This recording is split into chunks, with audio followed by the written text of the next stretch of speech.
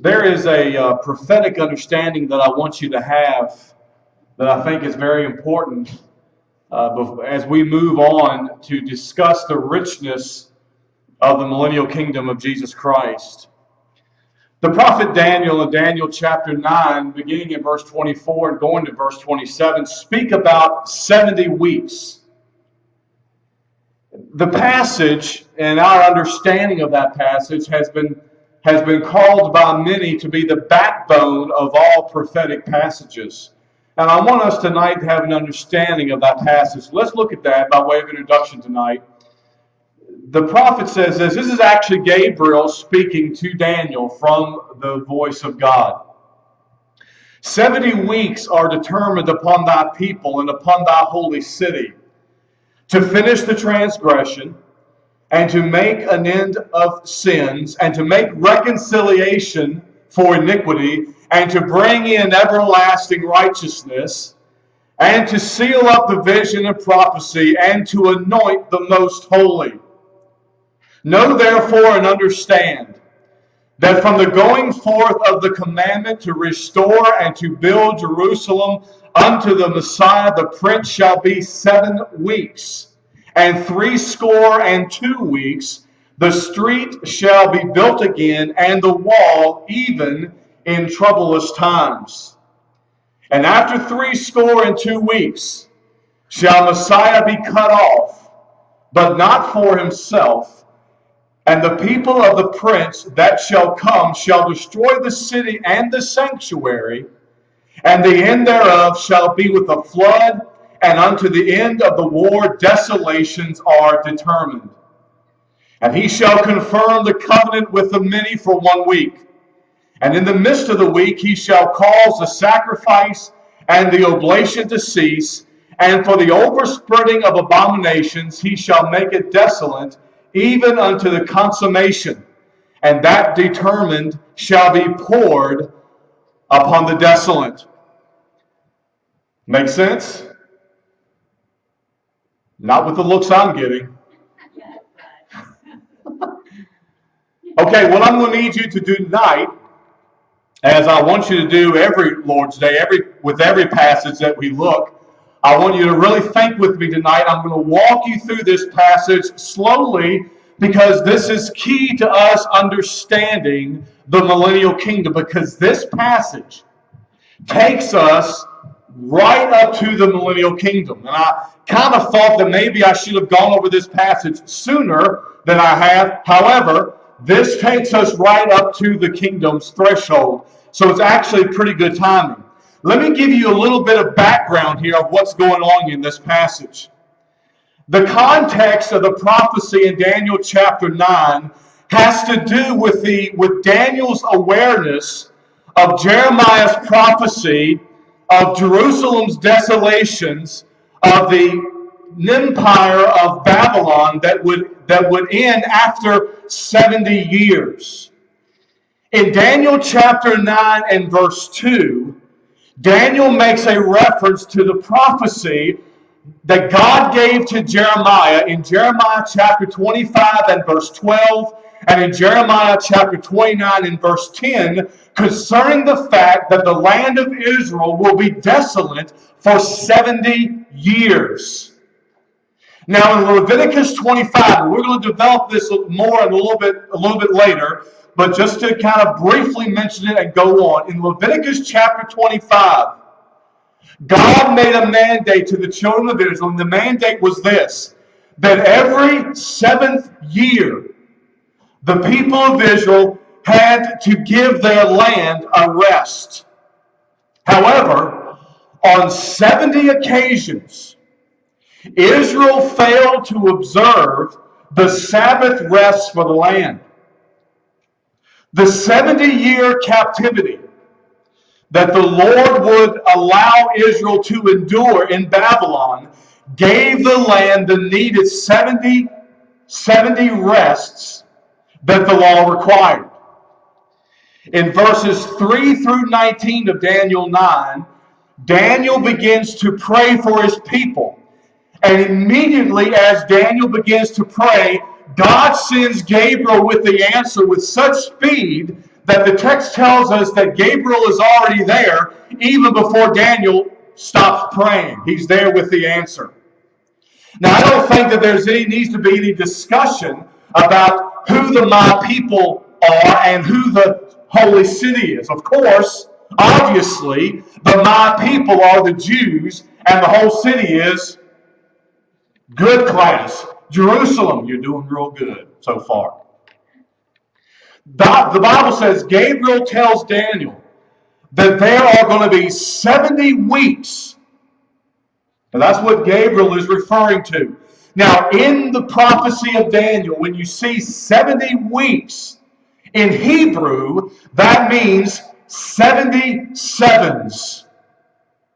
Or, what? 490 years. But what are the 490 years? 490 years of what? Well, we know that the years or the weeks that are in reference to are weeks of years, not weeks of months, not weeks and days, but weeks of years. Now, in the Babylonian captivity that Israel endured, Daniel knew that the reason God was requiring or allowing Israel to be taken into captivity was again because of the violation of the 7-year Sabbath.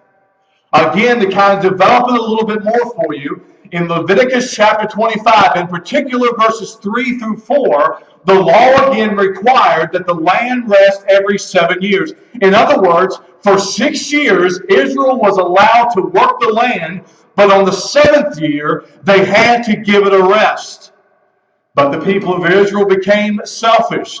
They became self-indulgent. They became materialistic. And they worked the land year after year after year after year after year.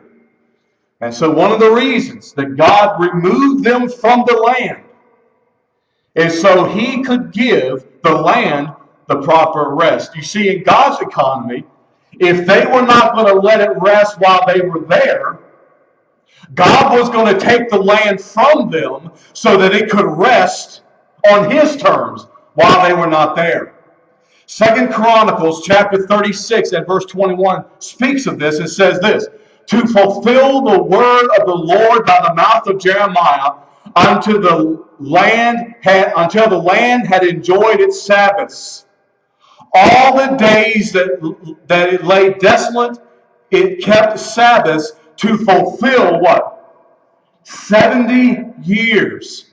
And so what Jeremiah is referring to is there were 70 Sabbaths or 70 sevens that Israel did not allow the land to rest.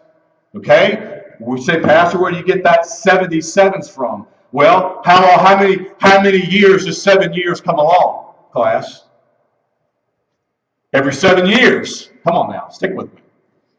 And so they did that for 70. They did that 70 times. So you have 70 times 7. So you have 490 years.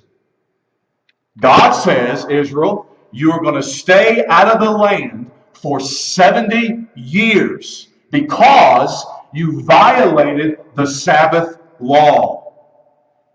How many years, folks, would it take you to violate 70 Sabbaths? 490 years. Boy, we're moving right along. This isn't as bad as you thought it was going to be. Oh, we ain't got to the hard stuff yet. How many years would it take you to violate 70 Sabbaths?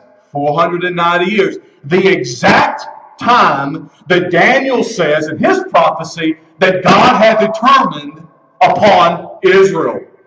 And it seems to us that the Spirit of God is saying that just like they violated the Sabbath for 490 years total, I'm going to determine another 490 years on their history, since it was a violation of those Sabbath rests that caused them to go into captivity. Now, according to the prophecy of Daniel, the 490-year period in Daniel chapter 9, verse 24, will yield 6 results. It will finish the transgression. It will put an end to sin. It will atone for iniquity. It will bring in everlasting righteousness. It will seal both the vision and prophecy, and it will anoint the most holy place. The first three effects focus on defeating sin in Israel. The final three focus on the positive developments regarding the kingdom, to bring in the righteousness of the millennial kingdom that we began to look at last week, to fulfill all the prophecies that are in Scripture, and to anoint the temple in Jerusalem. You say, well, Pastor, there is no temple in Jerusalem. Guess what? There will be. There will be. The basis for the first three, and you can read this in our text in front of you, Daniel chapter 9. The basis for the first three were accomplished in the first coming of Jesus, in his coming and in his death, although the application has not yet been fulfilled for Israel. The final three wait the fulfillment of the second coming of Jesus Christ. It's at that point in history, at the second coming of Christ, that everlasting righteousness, that the last three will be brought in. Because folks, see, at this time in history where we're living now, everlasting righteousness has not been brought in yet, has it? All the prophecies in Scripture have not yet been fulfilled. And the temple has not yet been anointed. Those things will happen when Jesus establishes his millennial kingdom. That is another reason why, again, class, that we are not amillennialists that we spoke about last week. Because when do amillennialists say the kingdom is coming? Well, they say that we're in it now. But the text of Daniel says that in order for us to be in the millennial kingdom, all righteousness would have had to have been fulfilled. All prophecies and scriptures would have had to have been fulfilled. And the temple in Jerusalem would have had to have been anointed. You can't anoint a temple that's not there. And all those things are going to happen at the kingdom, so we can't be living in the kingdom now. So that's another reason why amillennialism cannot hold to the scrutiny of Scripture. Are you following me tonight? I haven't lost anybody, have I? Yes? Did I hear a yes? Well, you don't count.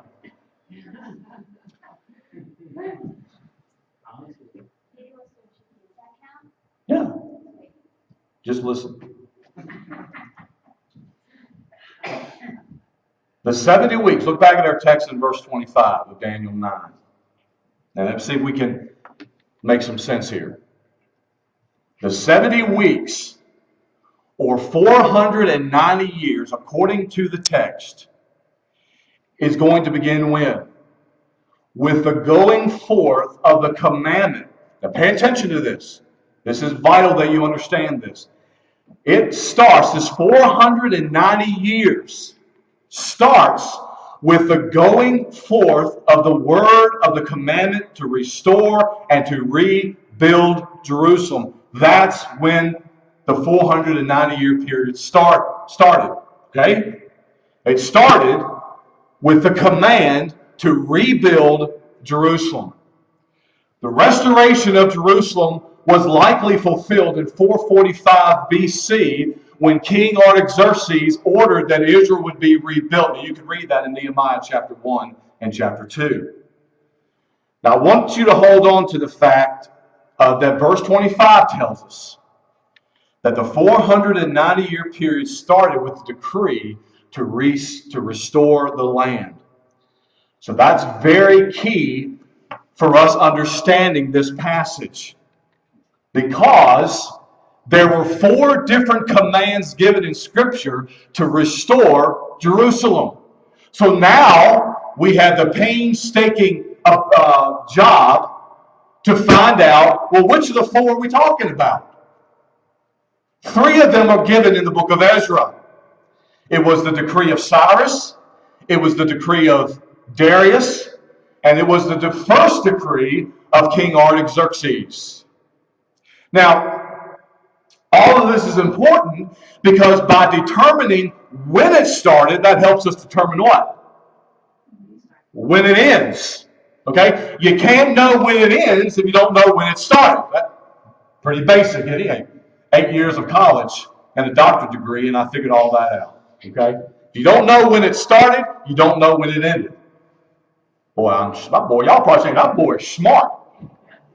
The first decree happened, some people say that this was the decree of Cyrus in Ezra chapter 1. I mean, after all, according to Isaiah chapter 44, the Bible says that Cyrus would be the servant of God that would lead the people or lead the people back to rebuild their land.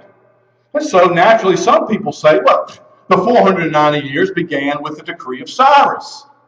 The decree of Cyrus happened in 536 BC. So let's take that one. Let's take the Cyrus decree that happened in 536 BC. Now, the text tells us in verse 25 that the 490 years began with the order to rebuild Jerusalem all the way to the Messiah. So it will not only be 7 weeks, but what else does it say there in verse 25? It says, and 62 weeks. 62 weeks is a good old King James way of saying 62 weeks. Plus you add the original 7. What have you got? 69 times 7 is 483 of the total of the 490 that we need. It is, when you add the 7 weeks and then the 62 weeks, you have 69 weeks. How many weeks are we looking for? 70. So we've got the 69 of the 70 weeks, or 483 years of the 490 years that we're looking for. Make sense? And so some say that the first 69 weeks, or the 483 years, or of the 490 that we need, began with the proclamation of Cyrus until Messiah comes. But we have a problem with that. If you go 483 years from 536 BC, which was when the decree of Cyrus happened, you wind up at 54 BC, and folks, you cannot have the Messiah 54 years before Christ comes. Right? You got a problem.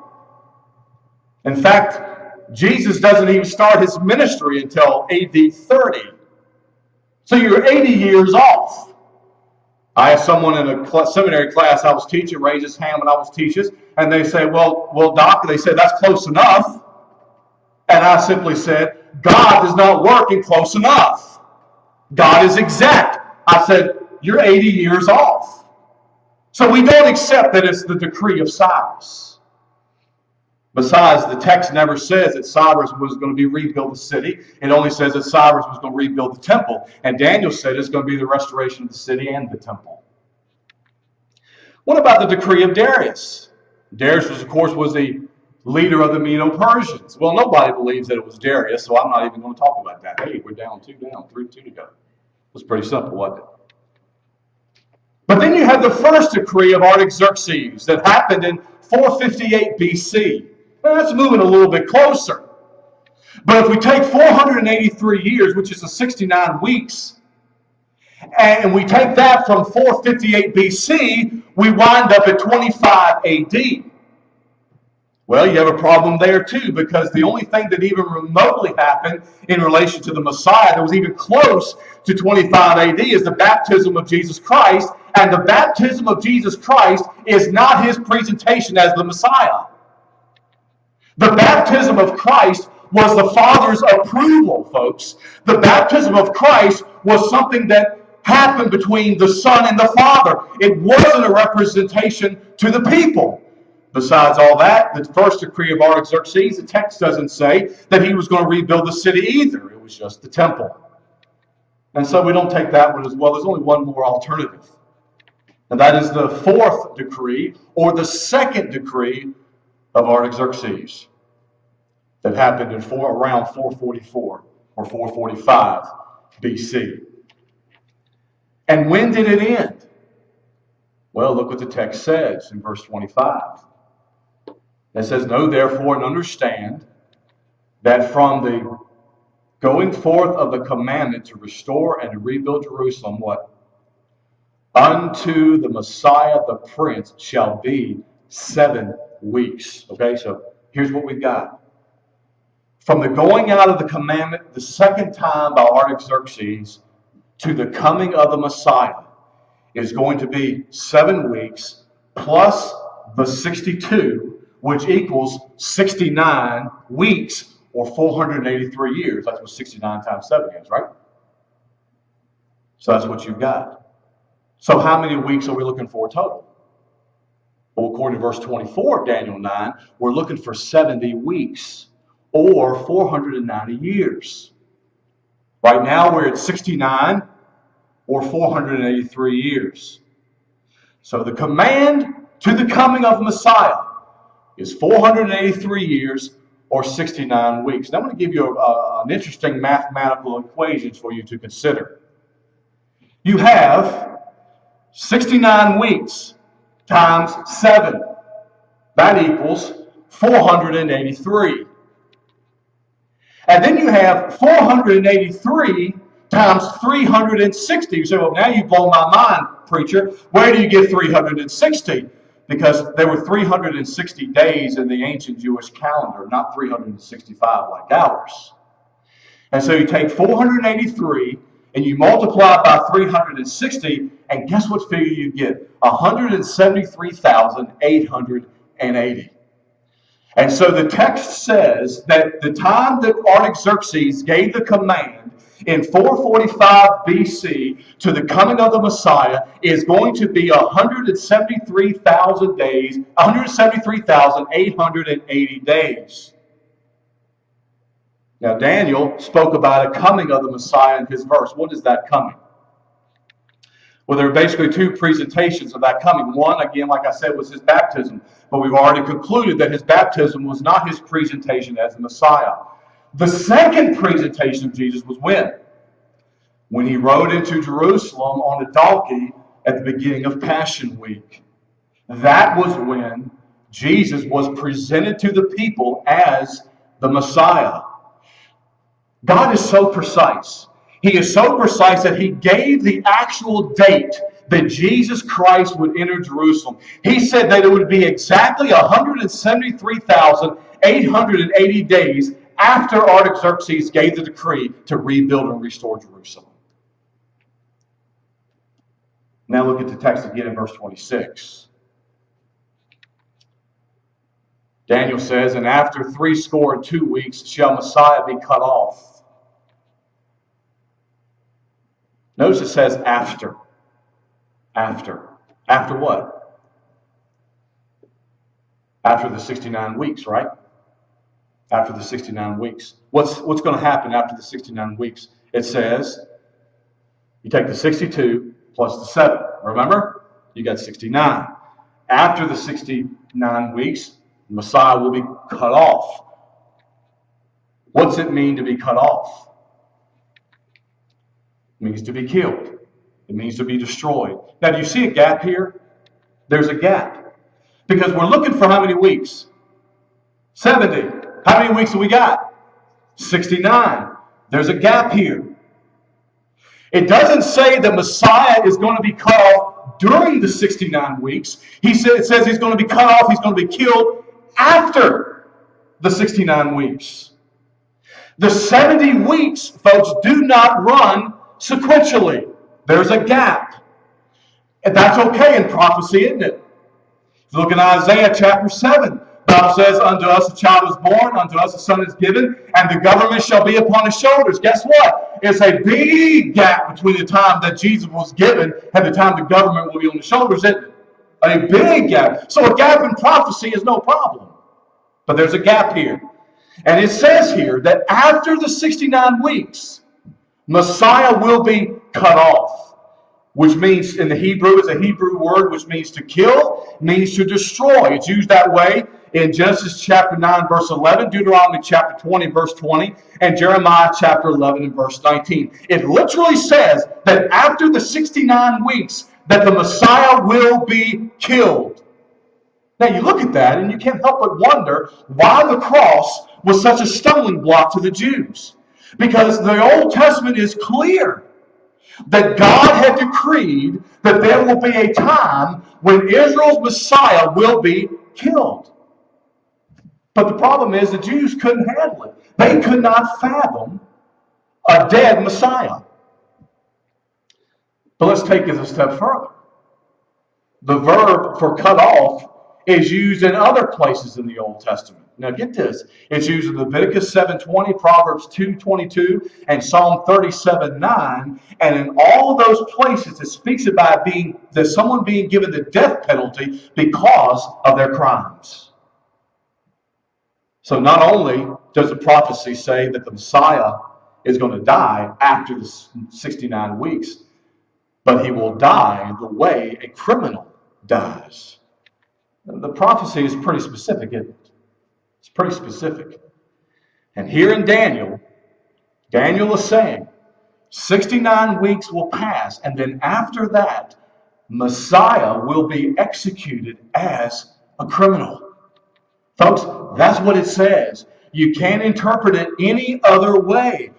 And I don't understand how anybody could miss the fact that 69 weeks to the very day Jesus rode into Jerusalem, the Messiah, the Prince, and then after that, he was killed like a criminal. Exactly the way Daniel said would happen. Exactly the way he would happen. Now, if anybody wants to come along and say that the passages in Daniel are kind of obscure, I'm not quite sure how they could say that, but if they want to come along and say that those passages are not exactly clear, you still have Psalm 22 that goes into very detailed description of how Messiah will be killed. And then if you don't like that, then you can go to Isaiah 53 that is so detailed about the crucifixion of Christ that it even says that Messiah will be buried in the tomb of a rich man. That's how accurate and how precise Isaiah gets. I'm not quite sure how the Jews missed it, but they did. Unthinkable, unimaginable. But notice else what it says there. And the highlighted portion. And the people of the prince. Now notice that the word prince there is a little p. It's not like the big P that was in verse 25. It's a little p. Who is that? That's the Antichrist. Here he is. That's the Antichrist. After the 62 weeks and 7, or 69, or 483 years, Messiah will be killed. He's going to be executed like a criminal. And then watch this. According to Daniel's prophecy, the people will have a prince that will come. And when the final Antichrist comes, watch this, who will he be associated with? What people will he be identified? How many empires are there? We looked at this earlier in our study of Revelation. How many empires are there? Well, the first empire was Babylon, right? After Babylon, then you had the empire of the Medo-Persians. Then you had the empire of Greece. And then the fourth empire is the empire of Rome. Rome. Will there ever be another one? No. There'll never be another empire. Rome is the fourth and final empire. But Daniel points out in Daniel chapter 2 and verse 7, which one of the four is going to be revived? Rome is going to be a revived empire. And then after, we looked at this earlier in Revelation, after Rome is revived, they're going to split up into a 10-nation confederacy. Remember, we saw that when we were talking about the 10 little horns earlier in Revelation. Those 10 little horns, we believe, are the 10 confederate nations that are going to break off from the big nucleus nation of Rome. Now get this. When the Antichrist comes, at the end of the 69 weeks or the 483 years, as we move toward the end, Rome will rise. And leading Rome will be the Antichrist. Now, with that in mind, let's look back at the prophecy. And after 62 weeks, shall Messiah be cut off, but not for himself, and the people of the prince that shall come shall do what? Destroy the city and the temple. And the end thereof shall be with the flood, and unto the end of the war desolations are determined. Now it says in the text that the people of the prince will come. They are the Romans. They are the last empire. The same people that were partially responsible for the crucifixion of Jesus Christ. Daniel says in his prophecy that the Romans will come and they will destroy the city and the sanctuary. You know what happened in 70 AD? Jerusalem was destroyed. By who? The Romans. The Romans. And that's what Daniel's prophecy was all about. Because they are the people of the prince that will come. Now, they are in one segment of the Roman Empire, but he will also be over the last segment of the empire. But it is still the same Roman Empire nonetheless. And after 62 weeks, the Messiah shall be cut off, the text says, but not for himself. And then when the city and the sanctuary is destroyed, it's going to be destroyed with a flood. And desolations are determined. It will be, folks, a devastation until it is finally over. There will be constant desolation, clear unto the end of the war. It will be a Holocaust beyond any Holocaust. Now I want you to know something about the events that took place between 66 and 70 AD, because it's going to help you understand this. It goes without saying that the Jews hated the Romans. Even the Romans occupied the land of Israel even at the time of Christ. The Jews hated the Romans. And because they hated the Romans, they protested their presence. In fact, that's what made them hate Jesus so much, Jason. Because they wanted him to come and overthrow Rome. But he said, my kingdom is not of this world. If it was, my people would be fighting. My kingdom is of another kingdom. I didn't come to set you free. I came to die. And they could not fathom a dead Messiah. And so because he made it clear that he did not come to free them from the Roman tyranny, they hated him. And over a period of time, the protests grew louder and louder and louder, and the hatred for the Romans by the Jews grew greater. There were a group of fanatics and rebels among the Jews, particularly a group called the Zealots. The Zealots. Now, the Zealots, who made up the ranks of the Zealots, do you remember? Peter was a zealot before he came to Christ. And what these zealots would do is that they would carry small daggers. And in the night, they would travel and they would kill every Roman soldier that they could find at nighttime. Violence was everywhere as these fanatics would kill these Roman soldiers. And finally, by the time AD 66 came to be, there was a wholesale open revolt that broke out in Jerusalem in the month of May of AD 66. The Jewish zealots and rebels overran the Roman garrison, and for a while Jerusalem fell into control of these rebels. I mean, they literally took back their city. Well, Emperor Nero over in Rome had to figure out a way to deal with the rebellion that was taking place in this small town. And so he gave the command to his troops, and particularly to a man general named Titus Flavius Vespasian. This man had distinguished himself as a brilliant soldier in his conquest of Britain some years earlier. And he was sent by Nero to handle the uprising in Rome. He had 3 of the best legions of men, and numerous auxiliaries as they began to systematically attack Jerusalem. That fell first of all as they attacked from the north in October AD 67. One of the prisoners that was taken captive was a historian by the name of Josephus. Perhaps you historians in church history have read some things by Josephus. 6,000 Galilean Jews were taken into captivity as slaves.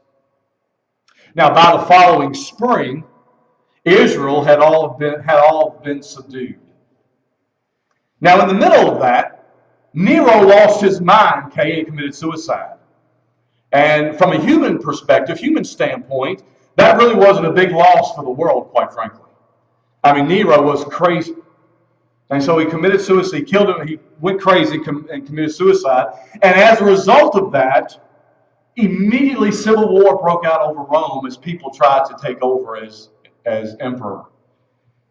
And history tells us that during that time they had 3 insignificant emperors in a row. Finally, this man, Vespasian, who had been a great soldier, was given the mastery over Rome. And so as he embarked to Rome, he left Israel in the hands of his son, Titus. And shortly before the full moon of AD 70, Titus appeared with his troops outside of the city of Jerusalem, ready to take on the rebels. And he had 100,000 plus soldiers with him. And about that time, the population of Israel was around 200,000. And so his troops that he brought would have been more than enough to do it. But at this time, the city was bulging because all these people had come to the city for Passover. I don't think the timing by Rome was accidental. I think Rome wanted to be there at the time where the most people could have been killed. Titus attacked Jerusalem with his artillery that they called the Scorpion. Now the Scorpion, one of our fastest jets now in our artillery is called the Scorpion. And we have a helicopter called the Scorpion. I've personally ridden in one of them bad boys, and they are fast. Well, you want to rush, you ride in a Scorpion helicopter. I had some friends that were in the Army, and they took me up in the Scorpion. I don't know if there was a poster or not, but we didn't get shot down, so I guess we were okay. And those things are fast. What these Scorpions were is they were quick-firing artillery that they would shoot rocks and things. And what these rocks would do is they would smash the walls, and they swarmed around the city. They did everything that they could to overtake Jerusalem. Finally, what they did is they built large mounds around the city wall so that no one could get out. And if anybody tried to get out, or any mercenaries tried to get out and infiltrate their troops, they would capture them. And in fact, Josephus writes in his history, his Antiquities is what it's called, that 500 mercenaries, get this folks, 500 Jewish mercenaries were nailed to crosses every day. In fact, back in that time, there were massive forests around the city of Jerusalem that the Jews completely emptied the forest of trees, making battering rams and crosses. Historians tell us that the stench was to such a degree because of all the dead bodies that they could not bear. I mean, 500 people a day minimum is a lot. And then as they surrounded the city, people started to die of starvation. Listen to what Josephus says in his history as he records what took place. The terrible famine that increased in frightfulness daily annihilated whole families of the people. The terraces were full of women and children who had collapsed from hunger. The allies were piled high with the bodies of the aged. Children and young people, swollen with lack of food, wandered around like ghosts until they fell. They were so far spent that they could no longer bury anyone, and if they did, they fell dead upon the very corpses they were trying to bury. The misery was unspeakable, for as soon as even the shadow of anything eatable appeared anywhere, a fight began over it, and the best of friends fought each other fought each other and tore from each other the most miserable trifles. Josephus goes on to tell us in his histories, his antiquities, that the starvation was to such a degree that moms and dads ate their children. In one night, 2,000 Jewish people died. The city was torched. And by August AD 70, the Roman soldiers erected their banners in the sacred place, which is the temple, and began to sacrifice to idols. And murder and plunder followed. Total devastation. What did Daniel say? Daniel said his prophecy that it's going to come like a what? Flood. And it's going to be complete desolations. And it wasn't over then either, folks. After the fall of Jerusalem in 70 AD, 10,000 throats were cut in Damascus. All Jews. History, folks, is just full of the desolation of the Jews. For example, the first crusade that was launched in AD 1096, the people wanted to go on the crusades to go back and capture the Holy Land. And they had one great fear as they thought about going back and recapturing the Holy Land, because they wanted the resources that were in existence in the Holy Land. And they figured that if they took back the Holy Land, that the European Jews would lay claim on that land, because it was their original homeland. And so what the Crusaders did is they marched across Europe. The Crusaders thought that it was desirable to massacre all the Jewish communities that they met. That's why the Crusades are so distasteful to the Jews. Oh yeah, and by the way, in 1096, when these Crusades were going across Europe killing Jews, they did it in the name of Christ, supposedly as Christians. The second crusade that happened in 1146 AD, the slaughter threatened to exceed that of the first. In 1290, Edward I ordered the Jews to leave England.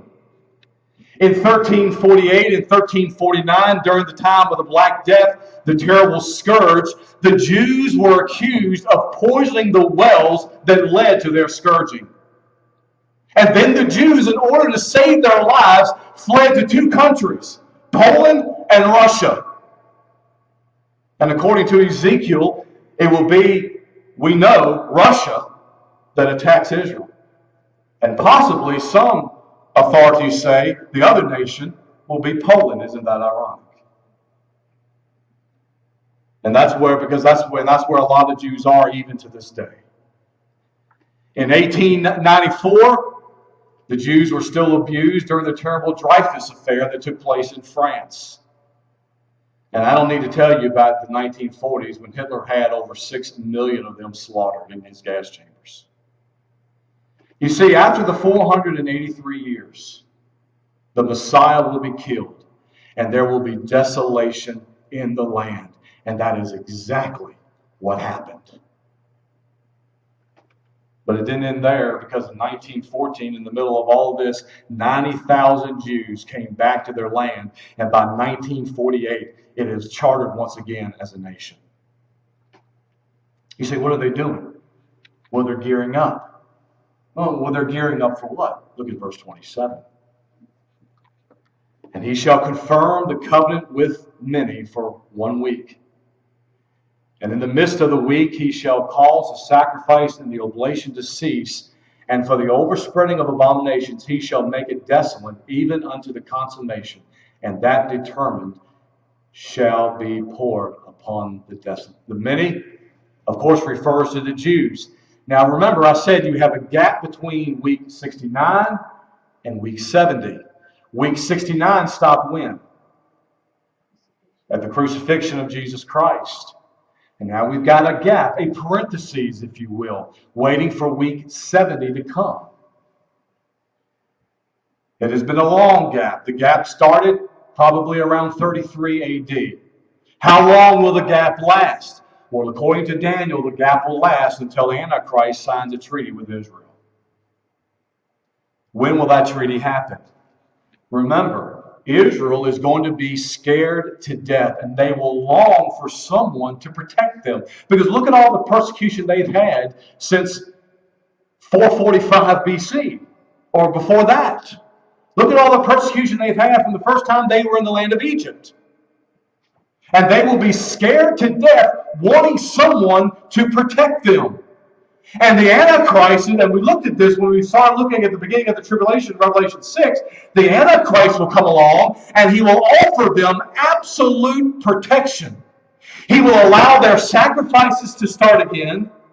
And Israel will be living in such peace that Ezekiel says, they will be living in such confidence that they will be living in an unwalled city.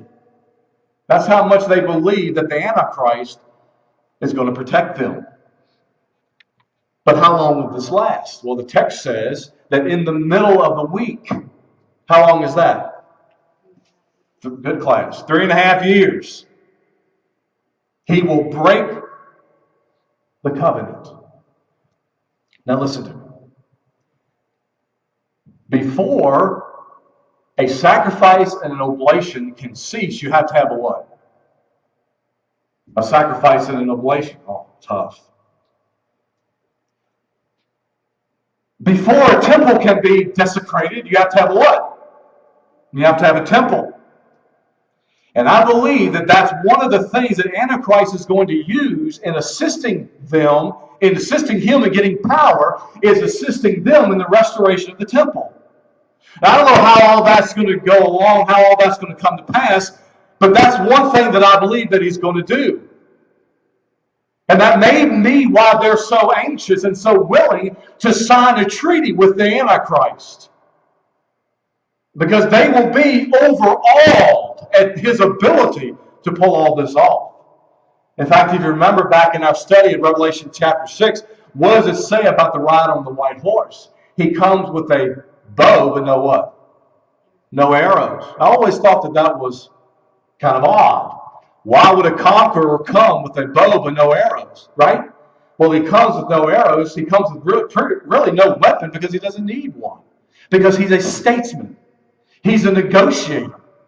And he is able to negotiate peace, and he will be able to negotiate peace in Israel. Why overspread peace and give them back their sacrifice, give them back their temple, and because he's willing and able to do all this, man, and they want it real bad, man, they'll sign anything that he puts in front of their face. That's why he's able to take over without a fight. And so Daniel says in his prophecy, 70 weeks or 490 years are determined upon my people. And we've gone how far?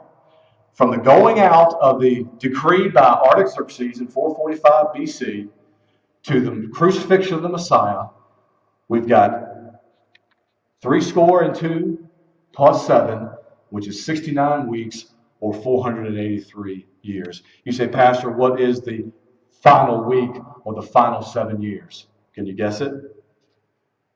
The tribulation. We are in a parenthesis between 69, we're in a gap between 69 and 70 until the tribulation comes, the beginning of the tribulation. And that's what takes us to where we are now. And that was the introduction. Now let's look at our text. Look, Stephanie, she's going back, make sure she can flip the CD. Now let's look at our text. I put this in here because this visually may give you a little bit better idea of, I don't know how well you can see it, but you got the 70 weeks right here, 445 BC, Artaxerxes, and then you got all this time, the triumphal entry. The end of the 70 weeks happened at the crucifixion, or after the 69 weeks, the crucifixion. You have the church age, the rapture, and then the 70th week of the 7 years starts after the rapture of the tribulation starts. That's the prophetic timeline. And then after the rapture, the 70th week takes us up to the millennial kingdom. And that's why I threw Daniel 9 into where I did, because it takes us right to the threshold of the millennial kingdom. Now let's look at our text. the millennial kingdom of Christ, the first point I want you to see is the removal of Satan. This is what the church has been long hoping for, the removal of Satan. Look down in Revelation chapter 20 and verse number 1. John says, "And I saw an angel come down from heaven, having the keys of the bottomless pit and a great chain in his hand. And he laid hold on the dragon, that old serpent, which is the devil and Satan, and bound him 1,000 years, and cast him into the bottomless pit, and shut him up, and set a seal upon him, that he should deceive the nations no more, till the 1,000 years should be fulfilled. And after that, he must be loosed a little season." Number one, the removal of Satan. And we're going to develop those great truths next time. Are there any questions?